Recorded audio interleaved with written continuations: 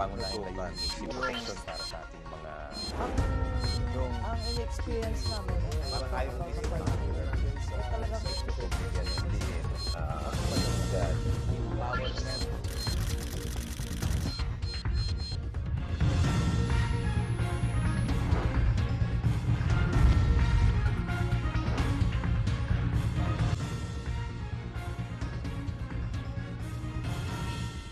Magandang araw po mga kaibigan. Ako po si Carlo Lorenzo. At ako naman po si K.A. Antonio. Ito pong muli ang programang Diyos at Bayan.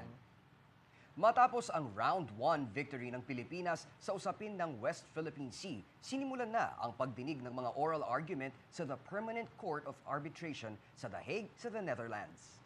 Umaasa ang Pilipinas na bibigyang merito ng International Court ang mga inihaing argumento nito na magpapatunay na ang Pilipinas ang tunay ng mamayari ng pinag-aagawang mga teritoryo sa West Philippine Sea. Kamusta nga ba ang mga naging paglalatag natin ng katotohanan sa tribunal? Kaya ngayong gabi, samahan niyo po kami at ang ating mga panauhin mamaya sa ating pagbabalik. Pero bago po yan, panoorin po muna natin ito. Tuloy ang laban ng Pilipinas laban sa China sa isinampa nitong kaso sa Permanent Court of Arbitration sa The Hague, Netherlands. Full force ang Philippine delegation na tumungo sa Netherlands para sa pagdinig ng kaso. Sa unang araw ng oral arguments, iginiit ng Pilipinas sa harap ng Arbitration Court na walang basehan ang pag-angkin ng China sa buong West Philippine Sea gamit ang 9-dash line na naunang inilabas ng China. Nagpresenta ang Pilipinas ng mga mapa na mula pa noong Ming Dynasty upang basagin ang pag-angkin ng China sa buong West Philippine Sea. Makikita umano sa mga mapa noong Ming Dynasty na hindi kabilang sa teritoryo ng China ang kasalukuyang pinag-aagawang teritoryo sa West Philippine Sea.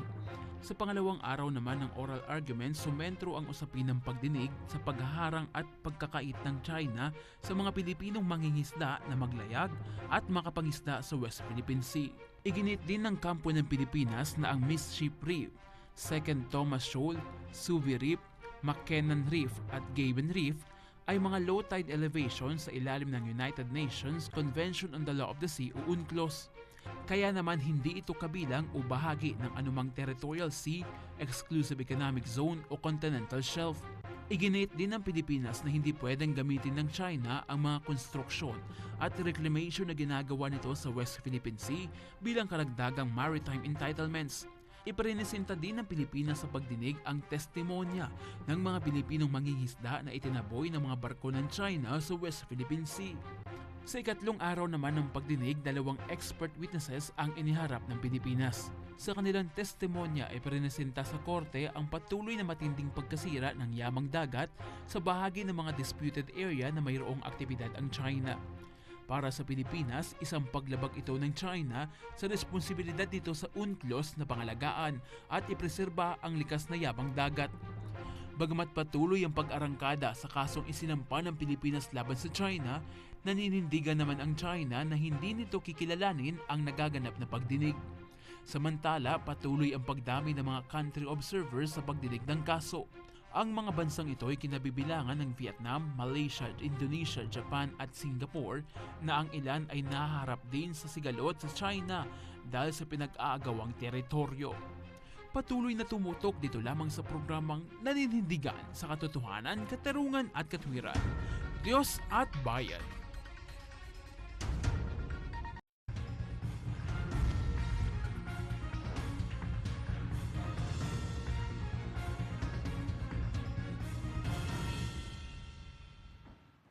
Mga kaibigan, nagbabalik po ang Diyos at Bayan. Kaya ang topic natin today ay pagdinig ng kaso laban sa China. Ano dapat din malaman ng mga viewers natin? Ano nga ba yung sinasabing 9-dash line at saka yung Ming map na ginamit para That's pang right. batayan dun sa ating territory? Malalaman natin yan, Carlo, maya-maya lamang. Kaya huwag po kayong aalis mga kaibigan. Magbabalik po agad ang Diyos at Bayan.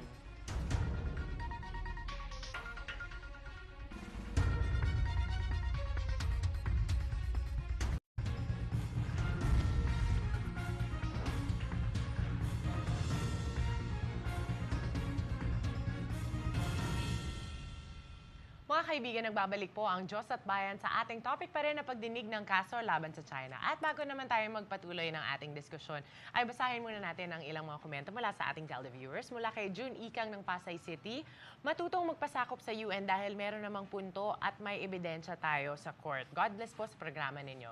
Mula naman kay Joanne Mendoza ng Caloocan City, nakakainis talaga ang China, sinisira lamang nila ang yamang dagat. Sana mapabilis ang hatol ng Permanent Court of Arbitration para tumigil na ang China sa pananira nila. And mula naman kay Josefina Pereira ng Malabon, huwag sana silang maging bully sa atin dahil mayroon silang mga armas. Igalang sana nila kung ano man ang maging desisyon. And lastly, mula naman kay Jerry Gonzalez ng Pasay City, napapabalita po na hindi daw kikilalanin ng China ang UN Tribunal o ano po ang gagawin ng gobyerno natin at ano naman po ang mangyayari sa China.